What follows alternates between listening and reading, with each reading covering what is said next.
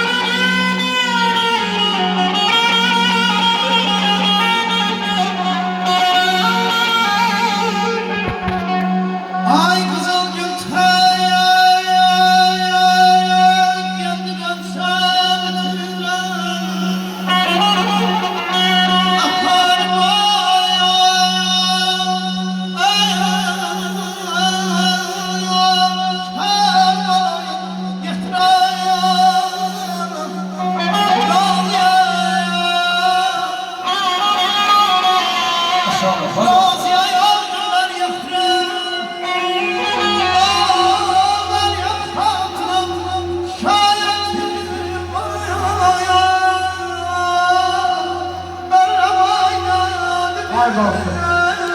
Elə oxuyur.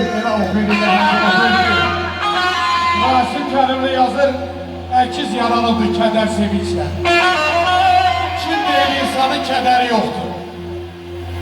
Düşsüz bahar olmaz, baharsız da qış. Asının gecənin səhəri yoxdur. Arsızlar can atar şöhrətə adam, eyləm kimsəyə satırar yada. Nə qədər çox olsa namərd dünyada, ay azir, yüzündə bir mərdi hünəri yoxdur. Rasim insanlar var su kimi lətif, elde nə yaxşılıq, nə pisliyidir. Elə sənətkardır. Qırqoğlu başını kolda gizlədim, amma quyruğundan xəbəri yoxdur.